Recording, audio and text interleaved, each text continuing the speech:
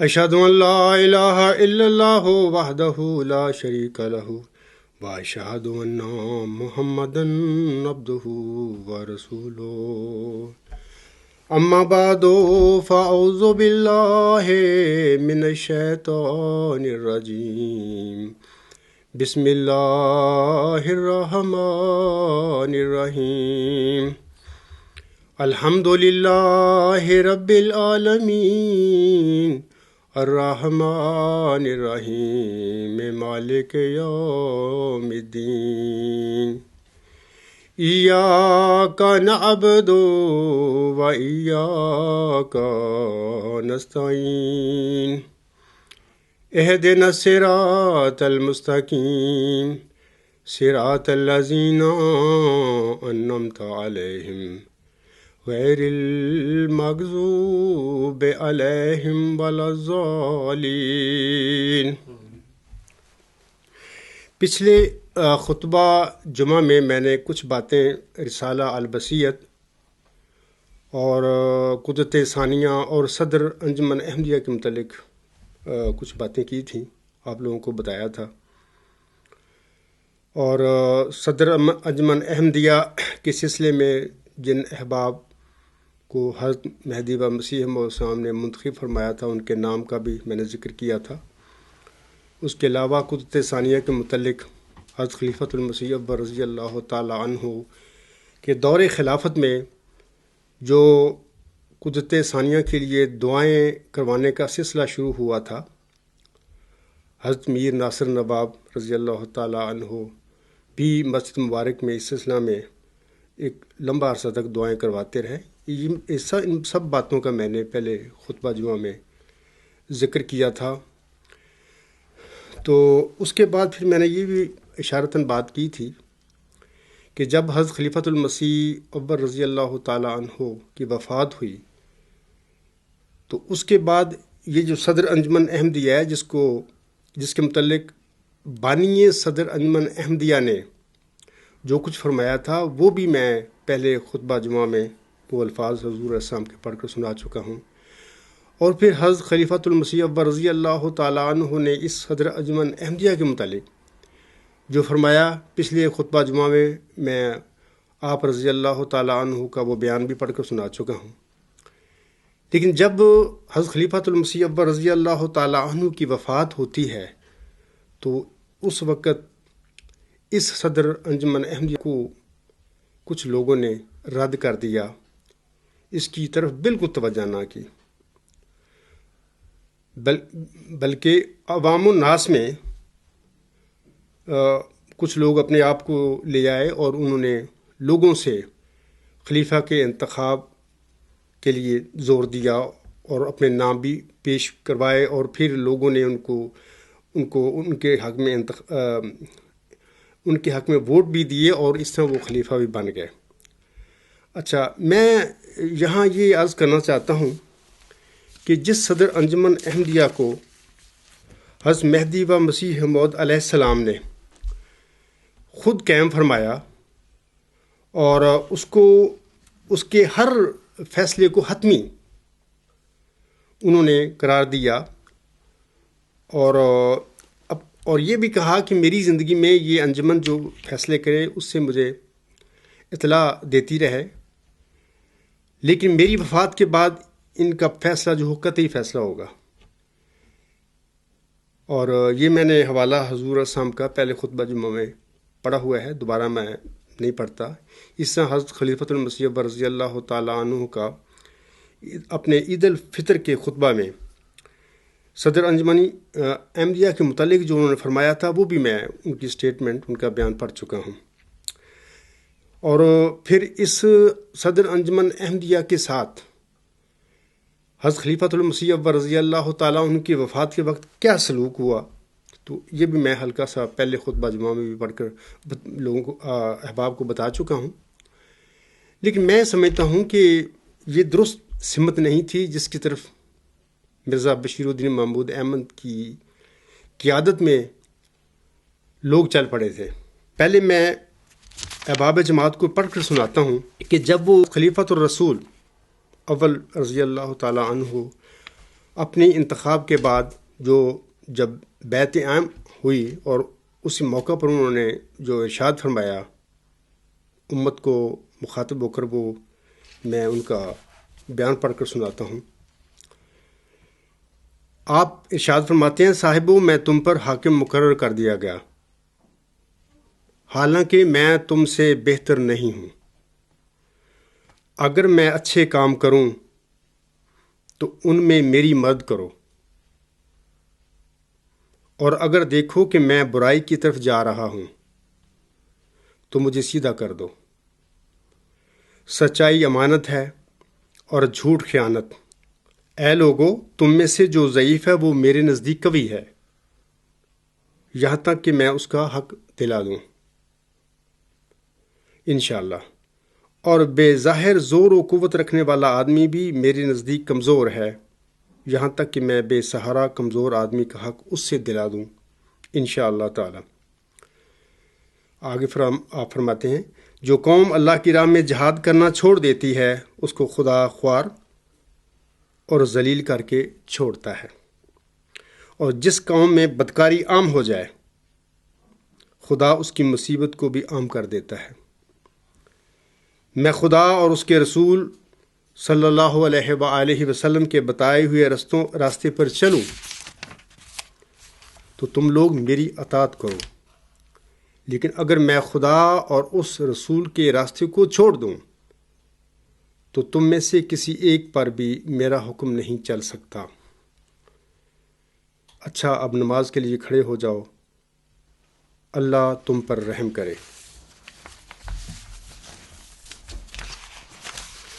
اچھا، یہ تو انہوں نے پہلا بیان یا اپنی جو پہلا خطاب تھا امت مسلمہ سے، یہ تو آپ کے وہ الفاظ تھے خلیفہ بننے کے بعد۔ کتنی انکساری جھلک رہی ہے آپ رضی اللہ تعالیٰ عنہ کے اس بیان میں۔ لیکن میں ایک اور آپ کی تقریر کا ایک بیان کا ایک حصہ میں آپ کے آگے پڑھ کر سنانا چاہتا ہوں، یہ بتانے کے لیے کہ آپ کتنے منکسر المزاج انسان تھے، اللہ اور اس کے رسول کی صلی اللہ علیہ وسلم کی محبت میں کھوئے ہوئے تھے۔ آپ فرماتے ہیں، میں صرف تمہاری مانند امت کا ایک فرد ہوں، میں تو مقررہ شریعت کا اتباع کرنے والا ہوں، میں اس شریعت میں کوئی نئی چیز داخل نہیں کر سکتا۔ اگر میں سیدھا رہوں تو میری تابعداری کرو، اگر میں شریعت کے احکام سے منحرف ہو جاؤں تو مجھے سیدھا کر دو۔ یہ بھی سن لو کہ میرا بھی شیطان ہے جو مجھے آج چمٹتا ہے، پس جب وہ میرے پاس آئے تو مجھ سے الگ ہو جاؤ۔ یہ بھی آپ رضی اللہ تعالیٰ عنہ کا بیان ہے، اس میں بھی کتنی صاف گوئی سے آپ رضی اللہ عنہ نے فرمایا کہ میں ایک انسان ہوں، میں ایک بشر ہوں، میرے ساتھ بھی میرا نفس لگا ہوا ہے۔ بہرحال میں اب بتانا چاہتا ہوں کہ جن لوگوں نے یا جس انسان نے اس صدر انجمن احمدیہ کو رد کیا اور رد کر کے پبلک میں آ کے اپنا انتخاب کرایا، وہ ان کا کیا طرز عمل تھا افراد جماعت کے آگے؟ وہ کیا سمجھتے تھے؟ اپنے آپ کو، اپنے مقام و مرتبہ کو کس طرح پیش کیا لوگوں کے آگے، احمدیوں کے آگے؟ ابوبکر صدیق رضی اللہ تعالیٰ عنہ تو آپ نے سن لیا، دیکھ لیا ہے، میں نے بتا دیا آپ لوگوں کو۔ تو اس سلسلے میں مرزا بشیر الدین محمود احمد کا ایک اقتباس جو انہوں نے خلافت الی منہاج نبوت جلد سوم صفحہ 167 168 پر بیان کیا ہے، وہ میں پڑھ کر سناتا ہوں تاکہ کمپیریزن ہو جائے۔ ایک محمدی خلیفہ راشد تھا، بلکہ میں تو کہوں گا کہ آئندہ آنے والے امت محمدیہ میں خلفائے راشدین کا وہ سردار تھا۔ اس نے ایک رول ماڈل دیا، ایک طرز عمل امت کے آگے رکھا، آنے والے خلیفوں کے لیے بھی، خلفائے راشدین کے لیے۔ اور ایک حضرت بانی جماعت علیہ السلام کے بعد بطور خلیفہ ثانی منتخب ہونے والا مرزا بشیر الدین محمود جو تھے، ان کا میں ایک اقتباس آپ کے آگے پڑھ کے سناتا ہوں۔ وہ کیا اپنے آپ کو سمجھتے تھے، کیا انہوں نے اپنے آپ کو بن کر افراد جماعت کے آگے پیش کیا۔ وہ لکھتے ہیں، اگر تم خدا تعالیٰ کی نصرت چاہتے ہو تو یاد رکھو کہ اس کا کوئی ذریعہ نہیں سوائے اس کے کہ تمہارا اٹھنا، بیٹھنا، کھڑا ہونا اور چلنا، تمہارا بولنا اور خاموش ہونا میرے ماتحت ہو۔ بے شک میں نبی نہیں ہوں، لیکن میں نبوت کے قدموں پر اور اس جگہ پر کھڑا ہوں۔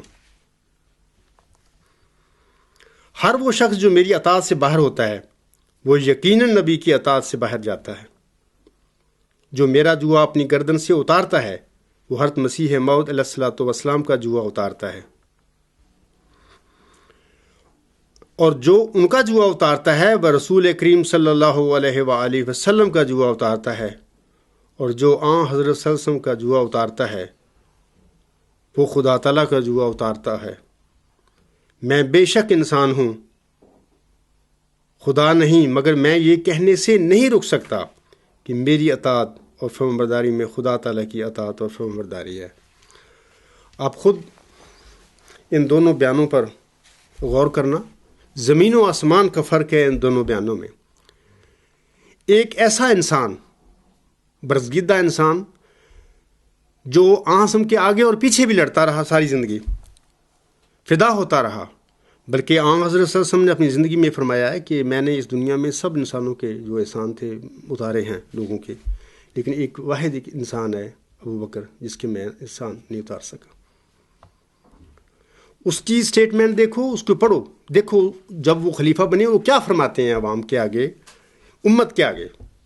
اور مرزا بشیر الدین محمود احمد جنہوں نے سب سے پہلے اپنے والد حضرت بانیہ جماعت علیہ السلام کی مقرر کردہ صدر انجمن کو رد کیا، وہ کیسے کس قسم کا رنگ میں اپنے آپ کو پیش کر رہے ہیں افراد جماعت کے آگے، وہ کیا بن رہے ہیں لوگوں کے آگے۔ بہرحال انہوں نے صدر انجمن احمدیہ کو رد کیا اور اپنا انتخاب پبلک سے کروا کے خلیفۃ المسیح ثانی کے طور پر مسند خلافت پر بیٹھ گئے۔ اب میں خلیفۃ الرسول اول حضرت ابوبکر صدیق رضی اللہ تعالیٰ عنہ کے متعلق کچھ عرض کرنا چاہتا ہوں۔ جب آپ خلیفہ بن گئے تو آنسم نے اپنی وفات سے پہلے اسامہ رضی اللہ تعالیٰ عنہ کو ایک فوج کا سپہ سالار بنا کر رومی سردوں پر موتا کے مقام کی طرف لڑنے کے لیے روانہ کر دیا تھا، لیکن فوراً بعد یہ روانہ ہونے کے بعد فوراً آنسم کی طبیعت خراب ہو گئی، اور اسامہ جو زید رضی اللہ تعالیٰ عنہ کے بیٹے تھے ان کو بھی پتہ چلا تو وہ اپنی فوج واپس لے کر آ گئے، اور انہوں نے آنسم کا پھر دیدار بھی کیا اور تجہیز و تکفین سم کارروائی میں وہ شامل ہوئے۔ آنسم کی وفات کے بعد جب حضرت ابوبکر صدیق رضی اللہ تعالیٰ عنہ کا انتخاب ہو گیا، بہت سارے جید اصحاب نے اور انصار مدینہ نے بھی مشورہ دیا حضرت ابوبکر صدیق رضی اللہ تعالیٰ عنہ کو کہ اس وقت آپ اسامہ کا جو لشکر ہے وہ نہ بھیجیں، کیونکہ آنسم کی وفات کے موقع پر جو قبائل ہیں ان میں بغاوت پیدا ہو رہی ہے عرب میں، تو خطرات ہیں، لوگ کچھ بھی کر سکتے ہیں، حملہ بھی کر سکتے ہیں۔ بہرحال اس لشکر کی روانگی کو آپ روک دیں۔ حضرت ابوبکر صدیق رضی اللہ تعالیٰ عنہ کیا فرماتے ہیں اس مشورے پر؟ وہ فرماتے ہیں، قسم ہے اس اللہ کی جس کے قبضے میں میری جان ہے، اگر میں یہ بھی جان لوں کہ درندے مجھ کو پھاڑ کھائیں گے اور کتے اور بھیڑیے بھی مجھے اچک لے جائیں گے، جب بھی میں اس لشکر کو نہیں روکوں گا، چاہے ان ساری بستیوں اور پورے ملک میں کوئی بھی نہ رہے، میں اکیلا رہ جاؤں، تب بھی یہ فوج ضرور جائے گی، ضرور جائے گی۔ وہ اس لیے کہہ رہے تھے کہ آنسم نے حکم دے دیا تھا، اس لشکر روانہ کر دیا تھا، اور وہ سمجھتے تھے کہ کس طرح ہو سکتا ہے کہ آنسم کا ایک فرمان ہو میں اس کی خلاف ورزی کروں خلیفہ بنتے ہی۔ اچھا، جب انصار نے بڑی کوشش کی کہ اسامہ کی سرکردگی میں جو لشکر ہے رومیوں سے مقابلے کے لیے جو بھیجا جانا تھا وہ اسامہ کی سرکردگی میں نہ جائے، بلکہ کوئی اور انصار میں سے یا اور قبائل میں سے کوئی ایسے سردار کی سرکردگی میں جائے جو صاحب تجربہ ہو، لڑائی اور جنگ کا علم بھی رکھتا ہو، تو انہوں نے خود تو وہ حضرت ابوبکر صدیق رضی اللہ تعالیٰ عنہ سے یہ سوال نہیں کر سکتے تھے، پھر انہوں نے عمر کو ڈھال بنایا رضی اللہ تعالیٰ عنہ. حضرت عمر رضی اللہ تعالیٰ عنہ نے حضرت ابوبکر صدیق رضی اللہ تعالیٰ عنہ سے کہا، یعنی ان لوگوں کے کہنے سے، یعنی ان کی طرف سے کہا. آپ فرماتے ہیں آپ لشکر بھیجتے ہی ہیں تو کسی معزز خاندان کے اور بڑی عمر کے آدمی کو اس کا افسر بنائیے.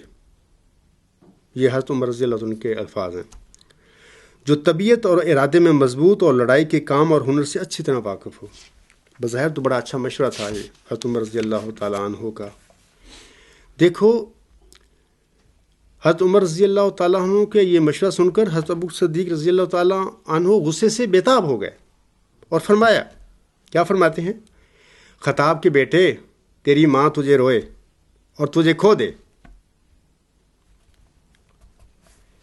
میرے آقا رسول اللہ صلی اللہ علیہ وآلہ وسلم نے تو اس لڑکے اسامہ کو مقرر کر دیا ہے، اور تو مجھ کو کہتا ہے کہ میں اسے ہٹا دوں. اب دیکھیں کہ عاصم کے ایک فرمان کا، ایک فیصلے کا، ایک مقرر کردہ انسان کا، جو ایک بچہ تھا، یعنی اس کی عمر اسامہ کی اس وقت صرف 17 سال کی تھی، اس کا جانشین بننے والا، اس کا بیٹا نہیں تھا. عاصم کا، ابوبکر صدیق عاصم کے بیٹے نہیں تھے، صحابی تھے، دوست تھے، اور سب سے پہلے ایمان لانے والے تھے. وہ کہہ رہے ہیں کس طرح ہو سکتا ہے کہ ایک لڑکا اس کا تجربہ ہے یا نہیں ہے. بہرحال عاصم نے اس کو مقرر فرمایا، میں اس کو کیسے ہٹا دوں. بہرحال وہ 50,000 فوج کو لے کر جب اسامہ کو حضرت ابوبکر صدیق رضی اللہ تعالیٰ عنہ نے روانہ کیا، تو وہ بھی روانہ ہونے کے وقت کی حالت بھی بڑی عجیب حالت تھی.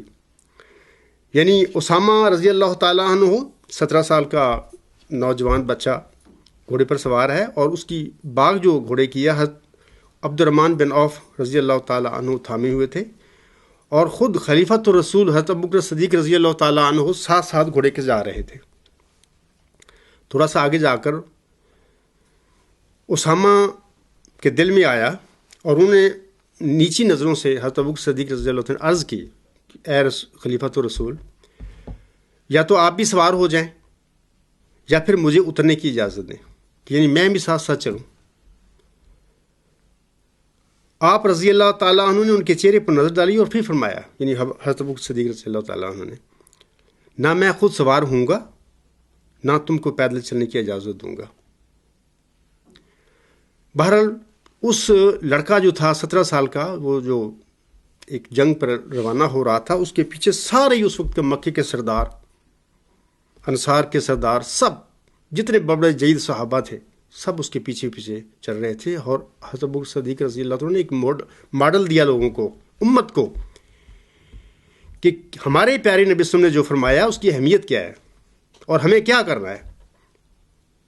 لیکن یہاں ہم دیکھتے ہیں کہ حضرت خلیفۃ المسیح موعود رضی اللہ تعالیٰ عنہ کی وفات کے وقت ابھی 6 سال ہوئے تھے حضرت مہدی و مسیح موعود کی وفات کو.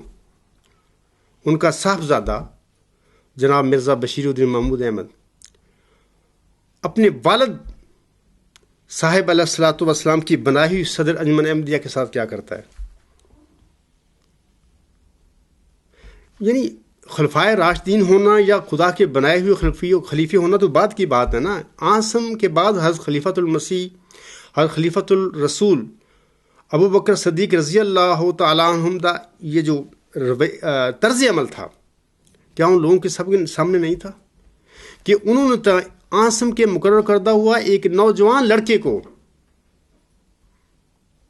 بھی ہٹانا گوارا نہ کیا کہ عاصم کا یہ مقرر کیا ہوا ہے. لیکن یہاں پر جناب مرزا بشیر الدین محمود احمد نے اپنے والد، محترم والد علیہ السلام کی مقرر بنائی ہوئی صدر انجمن احمدیہ، اور اس انجمن کے آپ علیہ السلام کے مقرر کردہ جو تھے اصحاب، اس سارے انجمن کو، ان اصحاب کو رد کرنا کس طرح گوارا کر لیا. اور میرا یہ بھی سوال ہے افراد جماعت کے آگے کہ کیا ایسی کام یا عمل اور یا فیل کرنے والا انسان کیا حضرت مہدی و مسیح السلام کی پیروی کر رہا تھا اس وقت؟ یعنی اپنے والد اور مہدی و مسیح موعود علیہ السلام کی ایک ارشاد اور ایک مقررہ انجمن کو ریجیکٹ کرنے والا اس کا خلیفہ بھی کس طرح ہو سکتا تھا؟ انسان خلیفہ راشد ہونا یا مسلم موعود ہونا یہ تو بعد کی باتیں ہیں، یا خدا کا بنایا ہوا خلیفہ، یہ بہت دور کی باتیں ہیں، یہ بات کی باتیں ہیں۔ ایک عام ایک جانشین بھی وہ حضرت مہدی و مسیح السلام کا کس طرح ہو سکتا تھا، جس نے سب سے پہلے اپنے باپ اپنے مہدی و مسیح السلام کی مقرر کردہ صدر انجمن کو رد کیا۔ بہرحال یہ باتیں میں نے اس خطبہ جمعہ میں آپ لوگوں میں اس لیے بتا رہا ہوں کہ وہ جو سوالات ہیں کسی احمدی نے مجھے بھیجے ہیں لکھ کے، انشاءاللہ تعالیٰ میں اس کے متعلق اب آج کچھ عرض کروں گا، اس کو جواب دینے ہیں میں نے۔ بہرحال آپ لوگوں کے آگے میں نے بیان کر دی ہے الوصیت میں یہ سلسلہ بھی کہ حضرت بانی جماعت السلام نے اپنے بعد 2 قسم کے واقعات جو پیدا ہونے تھے ان کا ذکر فرما دیا۔ ایک تو یہ کہ میرے بعد میری وفات کے بعد 40 مومن جس انسان پر متقی انسان پر یقین کر لیں گے کہ وہ اس اہل ہے کہ وہ میرے نام پر بیعت لے، تو وہ آگے اس کو کر دیں، وہ بیعت لینی شروع کر دیں۔ دوسرا یہ فرما دیا اور چاہیے کہ جماعت کے بزرگ جو نفس پاک رکھتے ہیں میرے نام پر میرے بعد لوگوں سے بیعت لیں۔ حضور فرماتے ہیں خدا تعالیٰ چاہتا ہے کہ ان تمام روحوں کو جو زمین کی متفرق آبادیوں میں آباد ہیں، کیا یورپ اور کیا ایشیا، ان سب کو جو نیک فطرت رکھتے ہیں توحید کی طرف کھینچے اور اپنے بندوں کو دین واحد پر جمع کرے۔ یہی خدا تعالیٰ کا مقصد ہے جس کے لیے میں دنیا میں بھیجا گیا، سو تم اس مقصد کی پیروی کرو مگر نرمی اور اخلاق اور دعاؤں پر زور دینے سے۔ اپنے اس اقتباس کے آخر میں فرماتے ہیں اور جب تک کوئی خدا سے روح القدس پا کر کھڑا نہ ہو سب میرے بعد مل کر کام کرو۔ تو یہ باتیں جماعت احمدیہ میں پیدا ہو گئی تھیں 6 سال کے بعد ہی کہ وہ انجمن بھی گئی اور خلافت کے لیے منتخب ہونے کا جو طریقہ کار حضور علیہ السلام نے واضح فرمایا تھا اور جس کی خلیفۃ المسیح اول رضی اللہ تعالیٰ عنہ نے تصدیق بھی کی، اس کو رد کر دیا، ختم کر دیا۔ بعد میں خلیفہ بن کر اپنی انجمنیں بنائیں اور اپنا نظام بنایا اور بہت کچھ کیا، جس کا انشاءاللہ تعالیٰ بعد میں ذکر کرتا چلوں گا۔ اب میں چند جو سوالات مجھے ملے ہیں میں ان کی طرف آتا ہوں اور میں کوشش کرتا ہوں کہ ان کے کچھ جواب دوں۔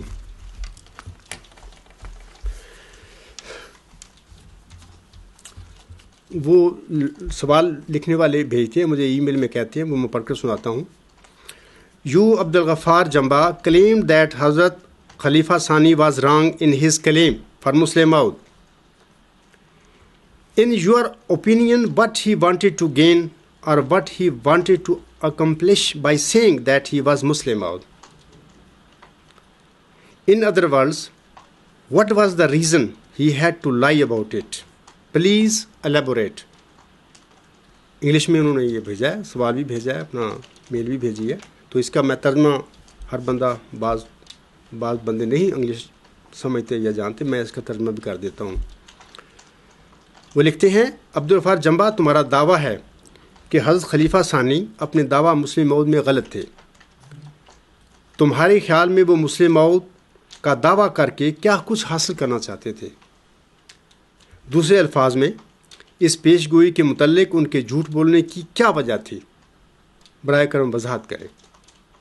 یہ جو میں نے پہلا خطبہ جمعہ پچھلے دفعہ دیا ہے، اب اس خطبہ جمعہ میں بھی میں نے کچھ باتیں عرض کی ہیں، یہ ساری باتیں میں اسی لیے بیان کی تھیں کہ یہ جو خلافت ہے اس کو ایک خاندانی گدی اور خاندانی اقتدار اور خاندانی حکومت میں بدلنے کے لیے یہ سب کچھ کیا گیا۔ مسلم موعود کے دعوے بہت بعد میں ہوئے ہیں، لیکن وہ جو 1914 میں انتخاب تھا، جس رنگ میں ہوا اور جس کے واسطے صدر انجمن کو بھی ریجیکٹ کر دیا گیا، اور ہر صورت میں خلیفہ بننے کا پروگرام بنا لیا گیا، یہ سب کچھ یہ باتیں ایسی تھیں کہ اس میں یہی مقصد تھا ان لوگوں کا کہ اپنی خاندانی جو خلافت کا کہ مقدس ادارہ ہے، اس کو ایک خاندانی گدی اور ایک بنا لیا جائے، ملوکیت بنا لیا جائے، اور پھر بعد میں صدر انجمن بھی بنا لی جائے گی، اور پھر ہم اپنا ایک سسٹم بنا لیں گے، پھر وہ خلافت جو ہے وہ ہمارے ہی پاس رہے گی۔ اور یہ جو میں نے کہہ رکھا ہوں کہ اپنے پاس ہی رہے گی، ان کا پروگرام تھا۔ آج دیکھ لیں لوگ، 2012 ہیں اس وقت، 1914 سے خلافت کا جو سلسلہ شروع ہوا تھا، جو ملوکیت تھا، دراصل خلافت نہیں تھی، وہ نام خلافت تھا، آج 2012 تک وہ چلا آ رہا ہے۔ وہ کس رنگ میں، کس خاندان میں آ رہا ہے؟ کیا پوری جماعت احمدیہ میں 100 سال میں کوئی متقی اور مومن انسان ایسا نہیں اللہ تعالیٰ کو ملا اس کی بندوں میں، احمدیوں میں، اگر اللہ تعالیٰ خلیفہ بناتا ہے تو؟ یا ان لوگوں کو محض کم از کم دکھاوے کے لیے ایک آدمی کا ایسا انتخاب یہ کر لیتے تاکہ یہ جو بات ہے ان کی طرف انگلیاں نہ اٹھتی، لیکن کسی اور آدمی کو بطور خلیفۃ المسیح کے اس 98 سال دور میں ہم نہیں دیکھتے ہیں کہ نہیں ہوا۔ اور یہی مقصد تھا خلافت، نام کی خلافت یا مذہبی اقتدار پر قبضہ کرنے کا، اور بعد میں پھر دعوے کیے مسلم موعود کے، کیونکہ اگر 1914 کے بعد ایک خاندان نے ایک ملوکیت بنائی تھی، مذہبی اقتدار کر لیا تھا، اور پھر یہ طریقہ بھی ایجاد کر لیا تھا کہ ہم یہ خلافت ہم میں کس طرح رہے گی، وہ بھی سب کر لیا، وہ سلسلہ چل پڑا۔ اچھا، سوال یہ ہے کہ وہ 20 فروری 1886 کی الہامی پیش ہوئی تھی، جس میں مئو ذکی غلام مسیح الزمان کے اللہ تعالیٰ نے حضرت بانی جماعت اسلام کو بشارت دی تھی، اور جسے آپ علیہ السلام نے مسلم موعود کا نام دیا تھا، وہ موعود شخص اس قسم کی ملوکیت کے لیے ان لوگوں نے، جنہوں نے صدر انجمن احمدیہ کو بھی رد کیا اور جید اصحاب کی جو رائے تھی اس وقت 1914، ان کو بھی انہوں نے نظر انداز کر دیا، ان لوگوں کے لیے یہ انسان کسی قیمت پہ قابل قبول نہیں تھا۔ اگر وہ خاندانی مسیح مسلم سے باہر سے اللہ تعالیٰ اس کو کھڑا کر دے، وہ قبول نہیں تھا ان کو، کیونکہ جب وہ آئے گا، باہر سے کھڑا ہوگا، تو پھر یہ خلافتیں خود ساختہ بنائی ہوئیں، یہ ملوکیت کدھر جائے گی؟ اس مسئلے کو حل کرنے کے لیے، یا اس کی جو ان کے لیے پرابلم تھا اس کو سالو کرنے کے لیے، انہوں نے یہ مسلح موت کا دعویٰ بھی کیا۔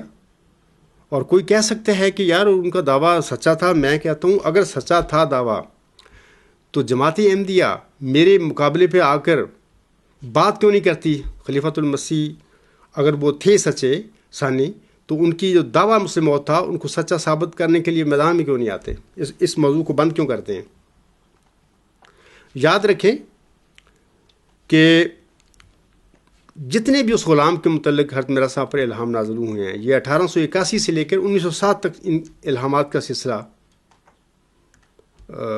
نزول کا سلسلہ جاری رہتا ہے، اور یہ اس بات کی قطعی دلیل ہے، اللہ تعالیٰ نے ظاہر کر دی ان الہامات میں، کہ وہ ذکی غلام، وہ مسلم موعود حضرت بانی جماعت علیہ السلام کا کوئی نرینہ بیٹا، کوئی سلبی بیٹا نہیں تھا، وہ آپ علیہ السلام کا روحانی فرزند تھا، بلکہ اللہ تعالیٰ نے جو ساری اس کی علامتیں 20 فروری 1886 کی الہامی پیشگوئی میں بیان فرمائی ہیں تفصیل کے ساتھ، وہی صفات جو ہیں بشارت کے ساتھ، غلام کی بشارت کے ساتھ بعد میں بھی اللہ تعالیٰ 1907 تک نازل فرماتا رہا، یہ بتانے کے لیے کہ یہ غلام جو میں بشارتیں دے رہا ہوں کوئی نیا غلام نہیں، یہ وہی 20 فروری 1886 کی الہامی پیشگوئی میں جس ذکی غلام کی کہ میں نے بشارت دی، وہی غلام ہے۔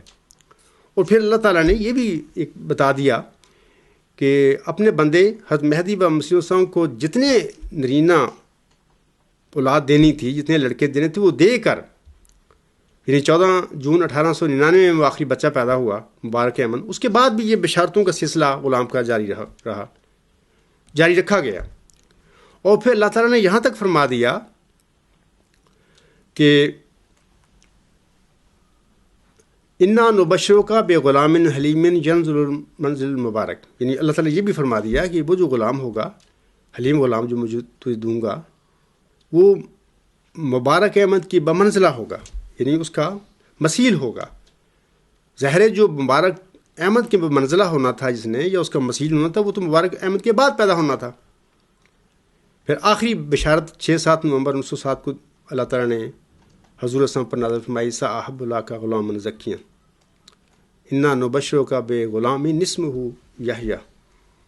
یہ پھر وہی ذکی غلام کی بشارت دے دی. تو یہ جو ساری باتیں ہیں قرآن کریم کی روشنی میں جب ہم ان الہامات کو دیکھتے ہیں تو قرآن کریم کا یہ فیصلہ ہے کہ اللہ تعالیٰ جب اپنے کسی نبی، کسی ولی یا کسی مامور کو کسی غلام کی خبر دیتا ہے تو خبر کے وقت، بشارت کے وقت وہ غلام اس دنیا میں نہیں ہوتا، وہ بشارت کے بعد پیدا ہوتا ہے. جب اس سنت اللہ کی روشنی میں ان الہامات کا ہم انالیسس کرتے ہیں، تجزیہ کرتے ہیں، تو ثابت ہوتا ہے کہ وہ ذکی غلام حضرت بانی جماعت اسلام کا کوئی لڑکا نہیں ہے. بعض لوگ یہ اعتراض کر دیتے ہیں کہ جی اللہ تعالیٰ نے قرآن کریم میں یہ جو غلام کا لفظ ہے، لڑکوں کی شکل میں یہ بشارتیں ہوئی تھیں نبیوں کو، تو وہ لڑکے تھے ان کے جسمانی. حضرت مرزا صاحب کو علیہ السلام کو یہ جو ذکی غلام تھا یہ بھی لڑکا ہی تھا.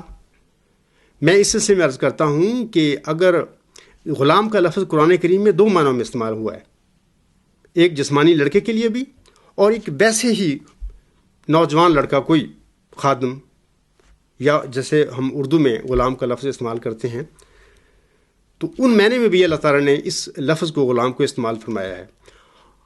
اب اگر غلام کا لفظ قطعی طور پر ہم ان معنوں میں لیں جن معنوں میں اللہ تعالیٰ نے حضرت ابراہیم علیہ السلام، حضرت ذکر علیہ السلام، حضرت مریم صدیقہ علیہ السلام کو غلام کی میں بشارت دی تھی لفظ کے معنی میں، تو پھر تو یہ لڑکا ہونا چاہیے. لیکن اللہ تعالیٰ کا کلام جو حضرت مرزا صاحب علیہ السلام پر نازل ہوا ہے، اگر وہ ہم اس کو دیکھیں گے تو پھر نعوذ باللہ من ذالک، نعوذ باللہ من ذالک، حضرت مرزا صاحب کا دعویٰ ہی جھوٹا بن جاتا ہے، کیونکہ وہ تو پیدا ہی نہیں ہوا، ان کے گھر میں پیدا ہی نہیں ہوتا وہ غلام. تو میں ضد نہیں کرتا اس بات پر. اگر جماعت کہتی ہے، افراد جماعت ضد کرتے ہیں کہ نہیں یہ لڑکا ہی تھا، تو لڑکا تو وہ تو پیدا ہی نہیں ہوا. آپ علیہ السلام کی نیرینہ اولاد کے انقطاع کے بعد یعنی 8 سال تک بھی یہ بشارتیں نازل اتریں اس غلام کی. تو اب پھر کیا ہوگا؟ 2 چیزیں پیدا ہوں گی. یا تو ہمیں یہ فرض کرنا پڑے گا نعوذ باللہ من ذالک، حضرت مرزا صاحب کا دعویٰ ہی جھوٹا ہے، وہ سچے ملہم من اللہ نہیں تھے. یا دوسرا یہ ہے کہ وہ سچے تھے اور صادق تھے، اور یہی بات ہے کہ بالکل آپ صادق تھے، آپ کے تمام دعوے سچے ہیں، اور ایک سراسر ایک صادق انسان تھے، اور جتنا الہام آپ پر نازل ہوا وہ سارا ہی سچا کلام تھا اللہ تعالیٰ کا. لیکن وہ کلام، غلام کا لفظ جسمانی لڑکے کے معنوں میں استعمال نہیں ہوا. اللہ نے فرمایا وہ روحانی فرزند ہے، کوئی جس نے آئندہ زمانے میں پیدا ہونا تھا. جیسے کہ خود حضرت بانی جماعت اسلام کے ایک روحانی فرزند تھے، 1400 سال بعد پیدا ہوئے امت مسلمہ میں. یہ باتیں جو میں کہہ رہا ہوں خود جناب مرزا بشیر الدین محمود احمد بھی ان کی تصدیق کرتا رہا ہے. 1908 تک جو وہ اس کے مضامین ہیں تشریح الاذہان رسالے میں، ان میں وہاں پہ لکھا انہوں نے کہ یہ جو بندہ ہے آنے والے کسی وقت پیدا ہوگا. ہاں وہ اس بات پر اصرار کرتے ہیں اپنے مضامین میں بھی، یہ حضرت مرزا صاحب علیہ السلام کی نسل میں سے ہوگا، ذریت میں سے ہوگا. ذریت مینس کہ ان کی صلب میں سے ہوگا. یہ بھی بہرحال یہ غلطی ہے جس کی کوئی دلیل نہیں ہے. لیکن یہ مانتے ہیں کہ وہ آئندہ زمانے میں پیدا ہوگا، اور ہم جو لڑکے ہیں موجودہ حضرت بانی جماعت اسلام کے، ہم نہیں ہیں اس ذکی غلام کی جو پیش ہوئی ہے مسلم موت کی، اس کی مصداق ہم نہیں ہیں. بہرحال وہ دعویٰ ہوا، وہ دعویٰ کیا گیا اس لیے تاکہ وہ جو آئندہ آنے والا مسئلہ تھا ان کی خاندانی گدی کے لیے، ان کی حکومت کے لیے، تاکہ اس کا جو خطرہ وہ ٹل جائے، وہ نہ رہے. تو بہرحال یہی وجوہات ہیں جس کی وجہ سے میں سمجھتا ہوں کہ یہ دعویٰ انہوں نے کیا. کہہ سکتے ہیں کہ شاید غلط فہمی سے کیا، لیکن جب ان کو پڑھا جائے، ان کے بیانات کو دیکھا جائے، تو وہاں پہ ثابت ہوتا ہے کہ یہ غلط فہمی سے نہیں ہوا، یہ سب کچھ دیدہ و دنستہ کیا گیا ہے. ان موضوعات پر میں بڑا تفصیل کے ساتھ اپنی کتابوں اور اپنے مضامین میں لکھ چکا ہوں. جو لوگ تفصیل جاننا چاہتے ہیں وہ وہاں سے پڑھ کر دیکھ سکتے ہیں کہ واقعی یہ دعویٰ یہ غلط فہمی پر مبنی تھا یا جدہ دنستہ کیا گیا تھا، ان کو پتہ چل جائے گا۔ آگے وہ لکھتے ہیں ایک اور ای میل میں، thank you so much for your reply. میں نے کو ایک خط لکھا تھا جواب میں نا، I am honoured to hear from you, I am a born Ahmadi, I heard your Jalsa Salana speeches and question and answer sessions dated 2010. How can I get access to your latest speeches and Friday sermons on YouTube? I am very much inspired what you say. I have a lot of questions on my mind. I ask you one now. اس کا ترجمہ میں کر دیتا ہوں۔ میں نے آپ کے جلسہ سالانہ 2010 کی تقاریر اور سوال و جواب کے سیشن کو سنا ہے۔ میں آپ کی تازہ ترین تقاریر اور آپ کے خطبات جمعہ کو یوٹیوب پر کس طرح سن سکتا ہوں؟ جو آپ کہتے ہیں میں اس سے بہت متاثر ہوں۔ میرے دماغ میں بہت سارے سوالات ہیں۔ اب ایک سوال پوچھتا ہوں۔ آگے وہ سوال پوچھ رہے ہیں، وہ پوچھتے ہیں کہ واٹ اف خلیفہ خامس Mirza Masroor Ahmad acknowledges your claim as a Muslim Maud, would he have to perform bayat your hand and resign from his khilafat or he still be a خلیفہ؟ یہ ان کا سوال ہے۔ اس کا ترجمہ یہ ہے کہ اگر خلیفہ خامس مرزا مسرور احمد آپ کے دعویٰ مسلم موت کو تسلیم کر لیتا ہے تو پھر کیا اسے اپنی خلافت سے استعفیٰ دے کر آپ کے ہاتھ پر بیعت کرنی ہوگی یا کہ وہ خود بھی خلیفہ رہے گا؟ بات یہ ہے کہ میں پہلے خطبہ جو دیا ہے اس میں بتا چکا ہوں کہ حضرت مرزا صاحب علیہ السلام نے اپنے بعد 2 قسم کے واقعات، 2 قسم کے جو ہونے تھے ان کا ذکر فرمایا۔ ایک تو یہ تھی کہ میرے بعد 40 بندے مومن جس انسان پر یقین کریں کہ وہ بیعت لینے کے اہل ہے، وہ اس کے ہاتھ پہ بیعت کر لیں خود بھی، اور وہ بھی میرے نام پر بیعت لیں، جس کے متعلق میں نے لفظ عبوری ڈھانچہ کا استعمال کیا تھا پچھلے خطبہ جمعہ میں۔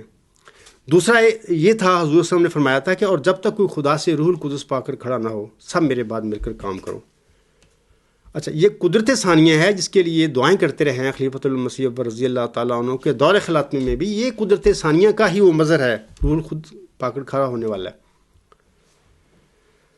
تو حضور اسلام اچھی طرح جانتے تھے، میں نے پچھلے خطبہ جمعہ میں پڑھ کر حوالے بھی سنائے ہیں حضور اسلام کے، کہ وہ جانتے تھے، انہوں نے کہا تھا انتظار رکھنا، اس کا منتظر رہنا، وہ بڑا سادہ اور عام سمپل آدمی ہوگا، بعض دھوکہ دینے والے خیالات کی وجہ سے قابل اعتراض بھی ٹھہرے گا۔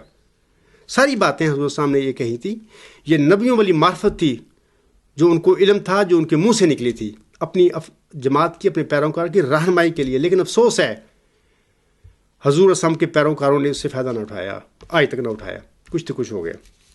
بات یہ ہے کہ جب حضور اسلام فرماتے ہیں یہ 40 مومن ہیں جس پہ وہ کریں گے، وہ عبوری طور پر ایک نظام چلائیں، میرے نام پر بیعت لیں، یہ جو خلافت ہے جس کو ہم کہتے ہیں اس وقت خلفاء کا سلسلہ، جس کا خلافت کا نام دیتے ہیں، یہ امامت ہے۔ حضور السلام نے لیکچر سیالکوٹ میں یہ بھی فرمایا تھا، یہ میں حضور السلام کا یہ حوالہ ہی پڑھ کر سنا چکا ہوں۔ حضور فرماتے تھے کہ میرے بعد امامت بھی ہوگی اور مسیح بھی ہوگا، مگر میرے ذیل کے طور پر یہ ہوں گے۔ اب اگر امامت ہی چلنی تھی، یہی مطلب کہ قیامت تک درست رہنی تھی، اس میں کوئی خرابی غلطی نہیں پیدا ہونی تھی، مسیح کی کیا ضرورت تھی؟ یا اگر یہ امامت تو ظاہر ہر نبی، امتی نبی کے بعد بھی، پہلے انبیاء کے بعد بھی چلتی ہے، یا اس نبی کے بعد بھی چلنی تھی، تو اگر اس نے ٹھیک رہنا تھا تو 20 فروری 1886 کو اللہ تعالیٰ کی طرف سے اس ذکی غلام کے متعلق پیشگوئی بشارت دینے کا کیا مطلب تھا؟ اللہ تعالیٰ حق ہے، وہ سچ ہے، وہ جانتا ہے سچی بات کو۔ اللہ کو پتہ تھا کہ میرے بندے کی وفات کے بعد کیا ہونا ہے۔ تو اب سوال آتا ہے کہ خلیفہ مسرور صاحب اگر آپ وہ میرے کرتے ہیں تسلیم دعویٰ کو، تو کیا انہوں نے میرے ہاتھ پہ اس کو بیعت کرنی ہوگی؟ ظاہر ہے کہ بانی اجماع صاحب فرما گئے ہیں کہ جب وہ بندہ آئے، وہ مسیح ابن مریم آئے، وہ مسلم موعود آئے، وہ موعود ذکی غلام مسیح الزمان آ جائے اور اپنی نشانیوں کے ساتھ، اپنے قطعی ثبوت کے ساتھ، تو پھر اس کو ماننا اور اس کی پیروی کرنا، کیونکہ وہ روح القدس پا کر کھڑا ہوگا، لوگوں کا نہیں بنایا ہوا ہوگا۔ اس لیے اگر مرزا مسرور احمد کو یا پوری جماعت کو جتنی بھی گروپ ہیں جماعت کی شک رکھتے ہیں تو میں کہتا ہوں کہ آئیں میرے مقابلے پر آ کے مجھ سے پوچھیں میری سچائی کا ثبوت۔ ایک اور بھی بات بتاتا ہوں، الہام بھی ہوتے ہیں انسانوں کو، خوابیں بھی دیکھتے ہیں، یہ جو ہوتی ہیں چیزیں یہ ثبوت نہیں ہوا کرتے کسی بات کا، حقیقت کا۔ الہام کی بھی قسمیں ہوتی ہیں، بعض نفسانی بھی ہو جاتے ہیں، حدیث النفس بھی ہوتا ہے، حدیث الرب بھی ہو سکتا ہے، لیکن جو قطعی ثبوت اگر کسی بندے کا اللہ تعالیٰ نے اپنے کسی مامور کو دیا ہو کہ یہ بندہ آئے گا اور اس کی یہ نشانیاں ہوں گی، اگر وہ بندہ آ جاتا ہے اور لوگوں کو آگے وہ اپنی وہ قطعی نشانیاں رکھ دیتا ہے کہ دیکھو لوگوں 1886 کی جو پیشگوئی الہام ہوئی تھی مرزا صاحب پر، اس میں یہ نشانیاں اللہ تعالیٰ نے دی تھیں، اور یہ نشانیاں جو ہیں اللہ تعالیٰ کے علم اور عرفان سے متعلقہ ہیں، اور اللہ تعالیٰ کا علم اور عرفان کوئی بندہ بھی حاصل نہیں کر سکتا جتنا کہ خود خدا تعالیٰ اس کو دے۔ جیسے کہ اللہ تعالیٰ فرماتا ہے وَلَا يُحِيطُونَ بِشَيْءٍ مِّنْ عِلْمِهِ إِلَّا بِمَا شَاءَ۔ تو میں تو وہ ثبوت جو پیش کوئی مسلم کا اللہ تعالیٰ نے غلام کے متعلق بتایا ہے کہ وہ ایسا ایسا ہوگا، وہ لے کر کھڑا ہوں، اور میدان میں کھڑا ہوں اور بلا رہا ہوں عرصہ دراز سے، زیادہ نہیں تو 18 سال ہی سمجھ لیں، اس کو 19 سال سمجھ لیں۔ 1993 مارچ میں خلیفۃ المسیح رابع کے آگے سارا اپنا مقدمہ رکھا تھا اور ساری تفصیل بتا دی تھی۔ اب سوال یہ ہے کہ یا تو یہ ڈر رہے ہیں جو میرے سامنے نہیں آتے، ان کو پتہ لگ گیا اس بات کا کہ بندہ سچا ہے اور حق پر آئے، ایک قطعی ثبوت رکھتا ہے جس کو ہم تردید اس کو جھٹلا نہیں سکتے، تو یہ ان کے سامنے نہ آنا کی وجہ میں سمجھتا ہوں یہی ہے۔ اور اگر وہ سمجھتے ہیں کہ نہیں میں غلطی پہ ہوں تو آئیں، میں تو بلا رہا ہوں۔ تو سوال یہ تھا کہ کیا اس کو موجودہ جو خلیفہ صاحب ہے، ظاہر ہے کہ وہ کسی خلیفے کسی امام کے زمانے بھی اس بندے نے آنا تھا، مسلم موعود نے، وہ ذکی غلام نے، ظاہر ہے جب اس نے آنا تھا تو اس نے کھول کے بتا دینا تھا جماعت میں کیا ہو چکا ہے، کیا خرابیاں پیدا ہوئی ہیں، اور جو پہلے دعویٰ کرنے والے تھے ان کی دعووں کی حقیقت کیا تھی، یہ سارا باتیں اس نے کھول کے بتانی تھی، اور میں سب بتا چکا ہوں۔ اگر کسی کو شک ہے تو مزید پوچھ سکتا ہے، سوال کر سکتا ہے۔ تو اس لیے آپ کے سوال کے جواب میں یہ کہتا ہوں کہ مرزا مسرور احمد کو کیا بلکہ خلیفۃ المسیح رابع صاحب کو پتہ لگ گیا تھا میری صداقت کا، اور ان پر فرض بنتا تھا کہ جماعت احمدیہ کی رہنمائی کرتے کیونکہ وہ خلافت کے منصب پر بیٹھے ہوئے تھے۔ اور یہ بھی یاد رکھیں یہ جو موجودہ خلیفہ ہے کوئی خلیفہ نہیں آئے گا، کچھ بھی نہیں ہے، یہ جانشین بھی نہیں مرزا صاحب کا ہے، نہیں ہے۔ ہاں خلیفۃ المسیح رابع تک یہ جو خلافت چلی تھی یا امامت تھی الوصیت کے فرمان کے مطابق حضور صلی اللہ علیہ وسلم کے، میں سمجھتا ہوں یہ جانشین تھے، یہ جیسے بھی تھے، یہ الگ موضوع بحث ہے کہ یہ صراط مستقیم پر چل رہے تھے، یہ بھٹک چکے تھے، میں اس کو چھوڑتا ہوں، میں سمجھتا ہوں یہ جانشین تھے۔ خلیفہ رابع کو جب پتہ چل گیا تو اس پر فرض تھا جماعت کی رہنمائی کرتا۔ وہ خود اللہ تعالیٰ وہ شعر کہتا رہا ہے، وہ کہتا رہا یہ دعا ہی کا تھا موزہ کے عصا، ساحروں کے مقابل بنا اژدہا، آج بھی دیکھنا مرد حق کی دعا، سحر کی ناگنوں کو نگل جائے گی۔ میں 1993 کا یہ چیلنج دے رہا ہوں جماعت احمدیہ کو، خلیفہ رابع صاحب کے آگے رکھا تھا یہ بات، دیکھیں آپ شعر آپ کے منہ سے نکلا ہے تو آپ اسی مسلم موعود کا اور اسی موعود ذکی غلام کی بات کر رہے ہیں، اسی موعود عصا کی بات کر رہے ہیں جو حضرت مرزا صاحب علیہ السلام کو آخری زمانے کے موسیٰ تھے، وہ ان کو دیا گیا تھا۔ عصر بیمار کا ہے مرض لا دوا، کوئی چارہ نہیں اب دعا کے سوا، اے غلام مسیح الزماں ہاتھ اٹھا، موت آ بھی گئی ہو تو ٹل جائے گی۔ یہ غلام مسیح یہ کون ہے؟ غلام مسیح کس مسیح کے غلام کی وہ بات کر رہے ہیں؟ ایک ہی غلام ہے جس کو وعدہ اللہ تعالیٰ نے دیا تھا حضور السلام کو، اور پھر یہ سارا واقعات ہاتھ اٹھانے کے میرے ساتھ اللہ تعالیٰ نے سب کر دیے اور کیے، اور اس وقت یہ جب میرے وہم و گمان میں بھی یہ باتیں نہیں تھیں، نوجوانی کا میرا عالم تھا، ہاتھ بھی اٹھائے حضور السلام کے آگے اٹھائے کھڑے ہو کے اور ان کے فرمان پر اٹھائے۔ تو بہرحال آپ کے سوال کا جواب یہ ہے کہ مرزا مسرور احمد کو کیا خلیفہ رابع صاحب کو جماعت احمدیہ کی رہنمائی کرنے چاہیے تھی، اور اس کے بعد ان کو بتا کے جانا تھا جماعت احمدیہ کو کہ یہ بندہ بالکل حقا اور سچا وہی بندہ ہے جس کی اللہ تعالیٰ نے حضرت مرزا صاحب کو خبر دی تھی۔ اگر وہ سمجھتے تھے کہ میں غلطی پر ہوں تو اس کا فرض تھا ان کا کہ مجھے بتاتے میری غلطی کیا ہے، ان کا خاموش رہنا۔ بہرحال وہ چلے گئے ہیں، یہ معاملہ چھوڑ گئے ہیں، اب موجودہ خلیفہ صاحب کو چاہیے کہ اس غلطی کو مزید نہ دہرائیں، اس بات پر غور کریں، اور یہ اللہ کا کام ہے، وہ جس کو چاہے کھڑا کر دے، جس کو چاہے عزت دے دے، انسانوں کا کام ہی نہیں یہ ہے، جس پر چاہے روح القدس نازل فرما دے. اس لیے یہ کوئی جائیداد نہیں ہے، یہ موروثیت نہیں ہوتی. اگر اللہ تعالیٰ کسی انسان کو کھڑا کر دے اور اگر وہ سچا ہو تو یہی ان اماموں کو پر فرض بنتا ہے کہ وہ اپنی خلافت اور امامتوں سے دستبردار ہو کر اس بندے کے پیچھے ہو جائیں اور اس کو قبول کریں. اور پھر یہ بھی ہے کہ جب وہ آ جائے گا اس کو امام سمیت ساری جماعت قبول کر لے گی، تو پھر اس کے بعد ان اماموں کی امامت یا خلافت کا کوئی جواز نہیں ہے. اگلا سوال ان کا یہ ہے کہ if not, what would happen to tens of millions of Ahmadis around the world? ترجمہ یہ ہے، اگر خلیفہ خامس مرزا مسرور احمد خلاف سے دستبار ہو کر آپ کی بیعت نہیں کرتا تو پھر لاکھوں کروڑوں احمدی جو دنیا میں پھیلے ہوئے ہیں ان کا کیا بنے گا پھر؟ تو میں یہ سوال کے جواب میں یہ کہتا ہوں کہ پھر آپ سب احمدی ہیں. حضرت مرزا صاحب علیہ السلام کو آپ نے ماننا ہے. امام آخر زمان کی جو تعلیم ہے، ظاہر ہے جن لوگوں نے پائی ان سے آپ ان کی نسلیں ہیں. آپ غور کریں، دیکھیں، پرکھیں. اگر مرزا مسرور احمد نہیں مانتا اس حقیقت کو یا خلیفۃ المسیح رابع خاموشی سے چلے گئے تو آپ بھی انسان ہیں، آپ کو اللہ نے عقل دی ہے. انسان اشرف المخلوقات اللہ تعالیٰ نے بنائے ہیں عقل دے کر.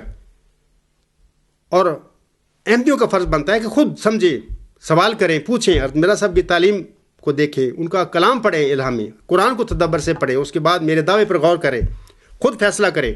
کیونکہ یہ لوگ لگتا ہے آج تک جو سفر آ گیا ہے، گزر چکا ہے، اس سے لگتا ہے کہ یہ لوگ کسی قیمت پر بھی اپنی خاندانی گدی کو چھوڑنے کے لیے تیار نہیں ہیں. لیکن میں احمدیوں سے کہتا ہوں کہ آپ ان لوگوں کے پیچھے، غلط لوگ ہیں، ان کے پیچھے چل کر اپنی آخرت برباد نہ کریں. آپ نے بہرحال مر کے اللہ کے پاس جانا ہے. وہاں پہ اگر یہ رستے پر چلے غلط ہوا ثابت اور جو میں کہہ رہا ہوں وہ حق ہوا تو پھر کیا بنے گا؟ تو میں احمدیوں سے کہتا ہوں کہ یہ جو آپ ان کی پیروی کر رہے ہو، ان کو خلیفہ سمجھ رہے ہو، انہوں نے آپ کی کوئی رہنمائی نہیں کرنی کہ ابھی یہ کبھی نہیں بتائیں گے کہ یہ بندہ سچا ہے، کیونکہ ان کے سامنے ان کی دنیا ہے. وہ لکھتے ہیں کہ is your claim is to replace Mirza Masroor Ahmad. اس کا کیا آپ کے دعویٰ کا مطلب مرزا مسرور احمد کی پوزیشن کو بدلنا ہے؟ ظاہر ہے کہ مرزا صاحب علیہ السلام نے اپنی زندگی میں الوصیت میں یہ سب کچھ بتا دیا تھا کہ جو آنے والا روح القدس پا کر کھڑا ہوگا تو اس کے بعد یہ امامتیں جو ہیں ختم.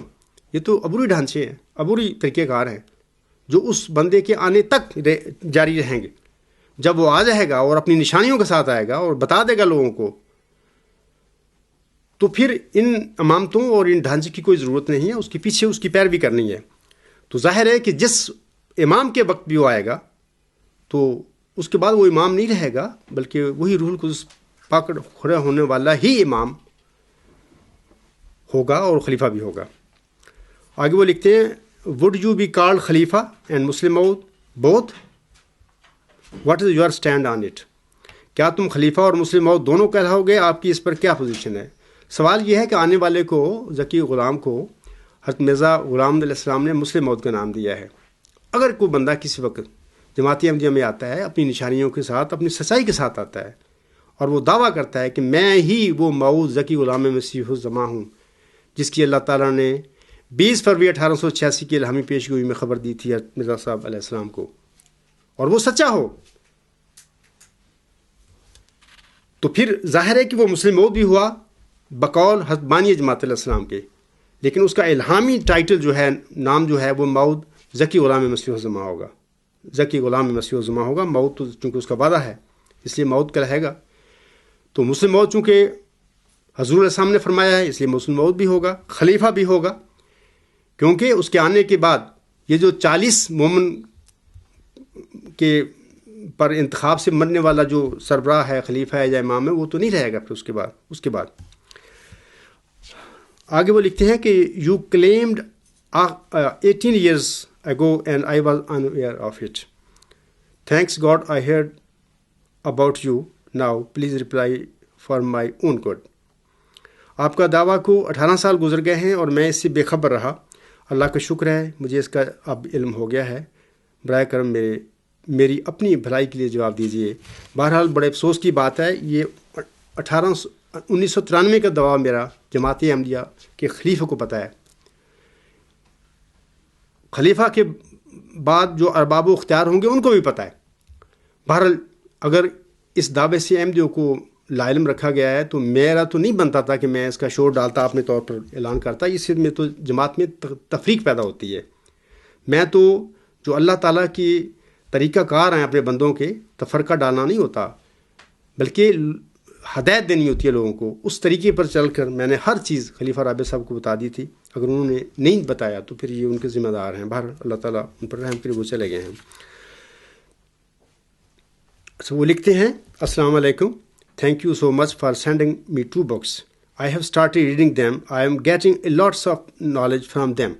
But please answer my one question. وہ لکھتے ہیں کہ مجھے 2 کتابیں بھیجنے کے لیے شکریہ آپ کا. میں نے انہیں پڑھنا شروع کر دیا ہے. مجھے ان سے بہت سا علم حاصل ہوا ہے. برائے کرم میرے سوال کا جواب دیجیے. بہرحال سوال تو میں شروع میں ان کا جواب تفصیلی دے چکا ہوں. وہ لکھتے ہیں آگے in your opinion why Jamaat Ahmadiyya trying to hide these facts what benefits they want to achieve please give me this answer I would greatly appreciate this I would be waiting for you answer. جزاک اللہ. آپ کے خیال میں جماعت احمدیہ ان حقائق کو کیوں چھپا رہی ہے؟ اس سے وہ کیا فوائد حاصل کرنا چاہتے ہیں؟ برائے کرم مجھے اس کا جواب دیجیے. میں اس سے بہت محظوظ ہوں گا. میں آپ کے جواب کا منتظر ہوں. جزاک اللہ. اب یہ ہے کہ میں نے وجوہات بتا دی ہیں کہ یہ فیکٹس ہیں، یہ کھلے فیکٹس ہیں میں جو بتا رہا ہوں. آپ نے میری کتابیں پڑھ لی ہوں گی تو ان شاء اللہ تعالیٰ اگر آپ کا کوئی اور بھی سوال ہو تو مجھے لکھیں. ان شاء اللہ تعالیٰ میں اب ریٹن نہیں، اب میں ان خطبات میں دوستوں کے سوالوں کا جواب دوں گا اور جلدی پھر مجھے موقع مل جائے گا. اگر آپ کا کوئی اور سوال بھی ہے وہ مجھے لکھیں. میں نے ہر چیز کھول کے بتا دی ہے اپنی تحریروں میں کہ خلیفہ ثانی قطعاً کوئی مود مسلح نہیں تھے. ان کا دعویٰ غلط فہمی پر مبنی تھا بلکہ غلط تھا، اور اسی غلط دعوے کی وجہ سے انہوں نے وہ مشکلات بھی دیکھیں جو ان کو زندگی میں ملی. وہ کہتے ہیں کہ I wish I could help you in any way. I have started reading your books which are evidence of your truthful in your claim. May Allah guide us all Ahmadis wisdom to understand it. وہ لکھتے ہیں وہ میری خواہش ہے کہ میں آپ کی ہر حال میں مدد کروں. میں نے آپ کی کتب پڑھنی شروع کر دی ہیں جو کہ آپ کے دعویٰ کی سچائی کا ثبوت ہیں. اللہ تعالیٰ ہم سب احمدیوں کو انہیں سمجھنے کی عقل و فہم دے. بہر میری بھی دعا ہے اللہ تعالیٰ آپ سب کو، سب افراد جماعت کو میری کتب اور میری جو مضامین ہیں ان کو پڑھنے کی توفیق بھی بخشے اور ان کو سمجھنے کی توفیق بخشے، اور اللہ تعالیٰ ان کو ہدایت بخشے جس طرح اس نے مجھے پہلے ہدایت بخشی ہے. اس طرح آپ سب کو بھی اسی طرح ہدایت بخشے اور آپ اس سچائی اور اس ہدایت سے محروم نہ ہوں. اللہ تعالیٰ آپ کی مدد کرے. وہ لکھتے ہیں کہ have you brought these facts to your present خلیفہ Masroor Ahmad Sahib. May Allah guide him to the right path. Do you give Friday sermon every week? If so are they on YouTube? I do not see them. Please let me know how can I gain access to them. کیا آپ نے ان حقائق کو ہمارے خلیفہ مرزا مسرور احمد کے آگے رکھا ہے؟ اللہ تعالیٰ اس کی سیدھے راستے کی طرف رہنمائی فرمائے. کیا آپ ہر ہفتے جمعے کا خطبہ دیتے ہیں؟ اگر ایسا ہے تو کیا یہ یوٹیوب پر ہیں؟ یوٹیوب پر مجھے یہ نہیں ملے. مجھے بتائیں کہ میں انہیں کس طرح سن سکتا ہوں. بہرحال یہ خطبات کا سلسلہ اب شروع ہو گیا ہے. ان شاء اللہ تعالیٰ آپ ہر ہفتے میرے خطبات جو جمعہ کے ہیں وہ آپ کو سن کے لیے مل جائے کریں گے یوٹیوب پہ. تو اگر کوئی سوال ہے میری خطبات سننے کے بعد یا میری کتابیں پڑھنے کے بعد آپ کو اس سلسلے میں کوئی سوال پیدا ہوتا ہے آپ کے ذہن میں اور کوئی میری طرف بھیجیں.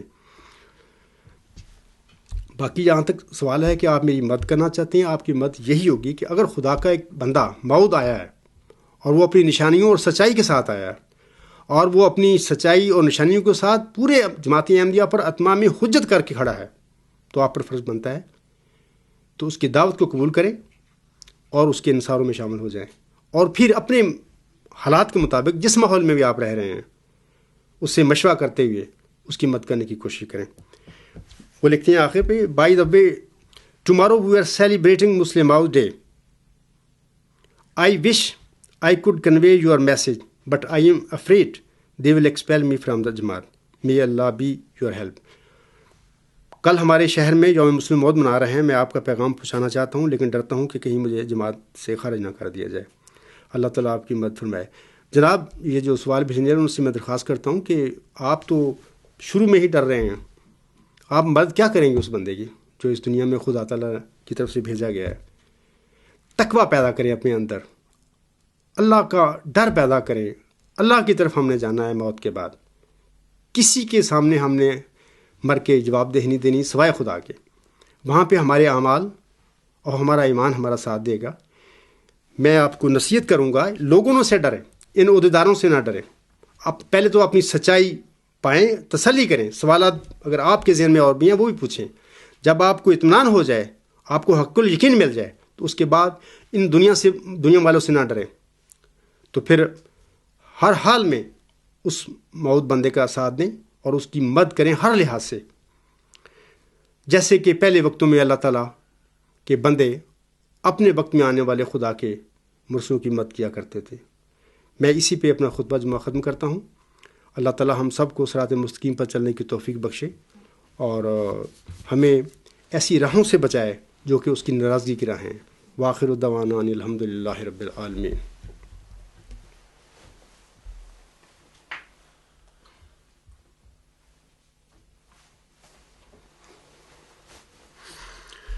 الحمد للہ نحمدہ ونستعینہ ونستغفرہ ونؤمن بہ ونتوکل علیہ ونعوذ باللہ من شرور انفسنا ومن سیئات اعمالنا. من یہدہ اللہ فلا مضل لہ ومن یضللہ فلا ہادی لہ. ونشہد ان لا الہ الا اللہ ونشہد ان محمدا عبدہ ورسولہ. عباد اللہ رحمکم اللہ، ان اللہ یامرکم بالعدل والاحسان وایتاء ذی القربی وینہی عن الفحشاء والمنکر والبغی یعظکم لعلکم تذکرون. اذکروا اللہ یذکرکم وادعوہ یستجب لکم ولذکر اللہ اکبر.